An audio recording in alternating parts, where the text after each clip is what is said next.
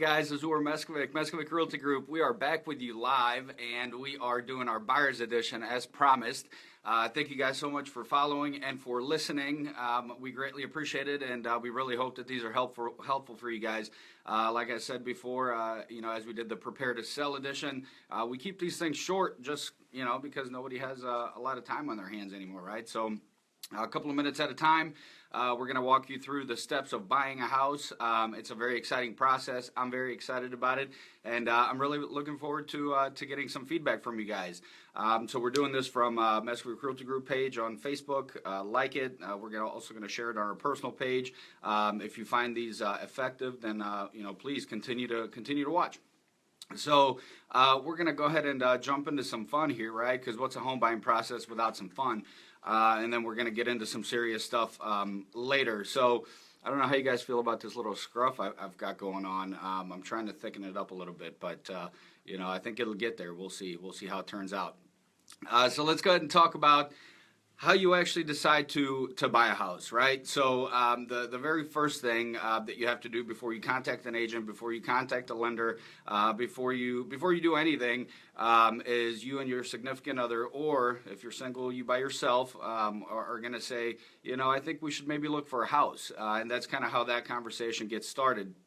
So at that point, things really start to heat up and you start to get excited because it is an exciting process. It's a huge investment, but it's also fun. So, we kind of want to talk about making a wish list. On your wish list should be your wants and your needs, your must-haves, where you can be a little more flexible, and where you can compromise, right? So most of us don't have an open-ended checkbook that we can just kind of like get everything that we want, right?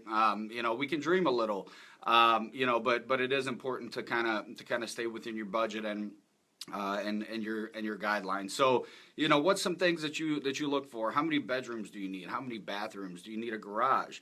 Do you want to be close to work? Do you want a big backyard? Does it have to be a fenced backyard? How big do you want the house to be, right? So these are all fun facts that you guys can kind of talk about amongst yourselves and kind of figure out, what you want and need.